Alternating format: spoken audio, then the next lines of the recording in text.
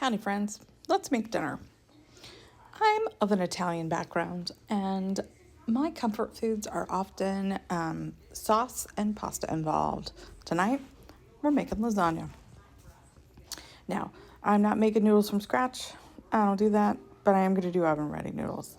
In this pan, I have put a pound of ground beef. I'm also going to season it with some mixed up salt. I am in the process of trying to figure out the consistency of this mix because I really like it. It's like my go-to, but I also want to stop buying it, and I'm at a point where I just want to try to make things on my own because I can. I'm also adding a little bit of seasoned salt, which is a combination of salt, onion, and paprika, and some fresh ground peppers. Not peppers, fresh ground pepper.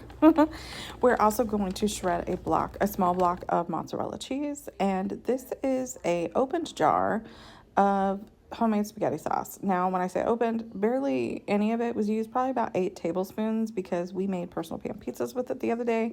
And this is one of the sauces that I purposely make a little on the looser end, not as thick, because I know I'm going to use it for things like pizza, and we don't like a heavy sauce on our pizza, but also I really like to use it for lasagna. When I make lasagna, I purposely make lasagna sauce loose because the noodles, oven ready noodles, just suck up all the juice. And I want to make sure that it's not too dry. Now, when I have poured the quart in here, I also put a little bit of water. You could also do beef broth in here, just, to get all the goodies out and help rinse the jar and add a little extra sauce in there. I'm also going to add about a third of a pound of breakfast sausage from over the weekend. I am cleaning out the fridge tonight, and we are using what's hanging out in here. So I like my lasagna meaty, so does everybody else, and it's nice just to kind of have a little bite of sausage sometimes, just to give it, a little extra flavor. I'm also going to add my hamburger meat. Now, my homemade spaghetti sauce has already been seasoned. I season it the way that I prefer it, which oftentimes is with my pineapple sage Italian blend and quite a bit of extra basil. Especially this year, I had a buttload of basil. And all I'm going to do is heat up. I don't need to do anything else. It's seasoned. We've seasoned our hamburger, and our sausage came with its own. And I'm just going to give it a quick mix and turn it on medium high so that it can get down. So let's talk about the cheese mix that we're going to do. I know that lots of people put cream cheese in there, but I feel like it's heavy, and lasagna is already heavy. And when I tell you that there is a mix of cheeses in this lasagna tonight, I mean it for real. So I try to do a combination of small curd cottage cheese.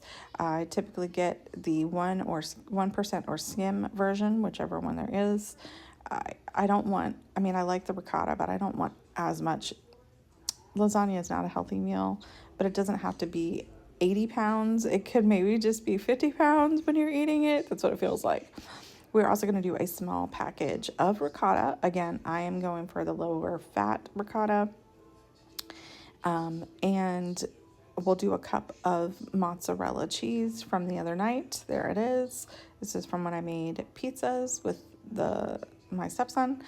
And then we're going to add in your choice of 1 to 2 eggs. Sometimes I do 1, sometimes I do 2. It just kind of depends. I was down to 1 egg left in here, so 1 is what we got.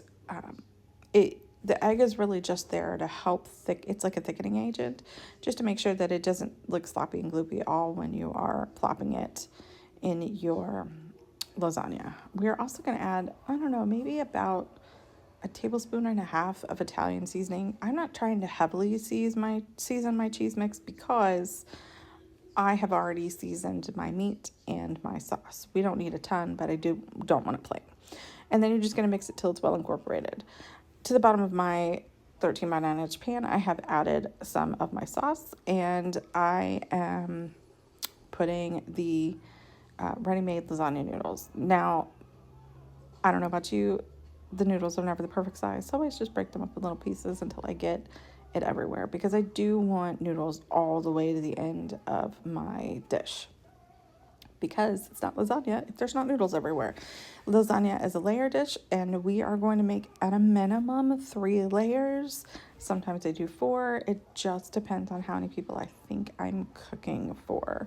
I only did 3 this time. Not a big deal. It's my husband looking for the herb grinder. And I cannot apologize enough about how much you get to see this cheese mix.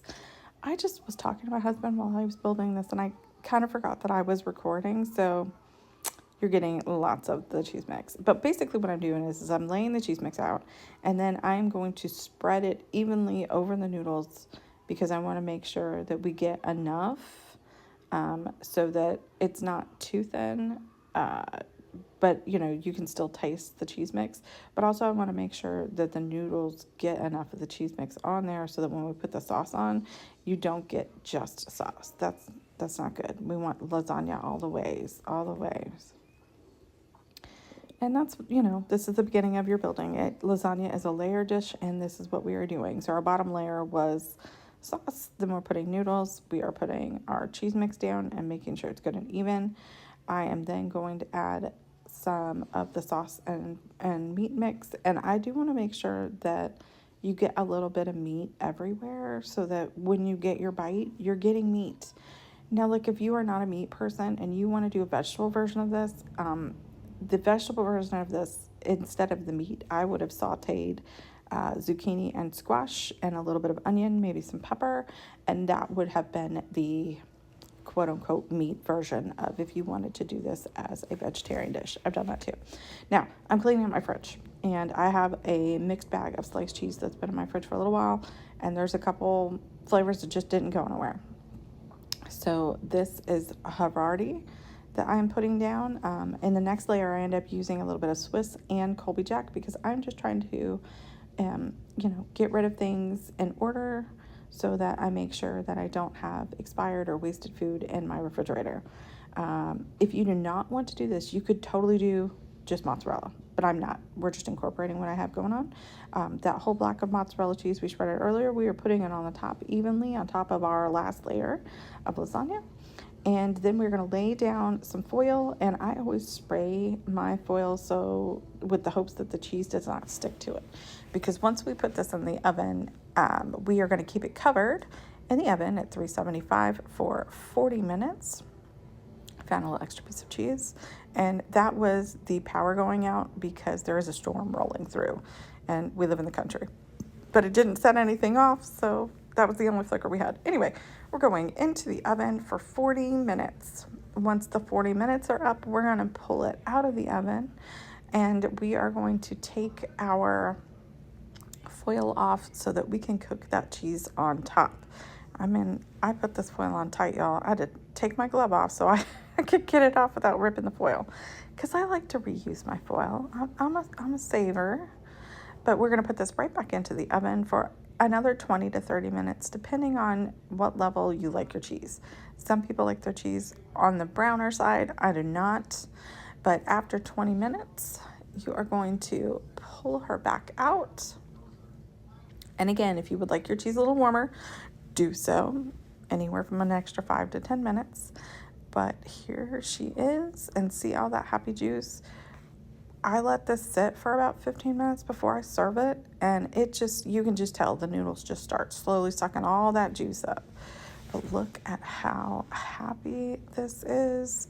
She is hot, and she is bubbly, and it just tasted so good, you guys. So good. Enjoy dinner.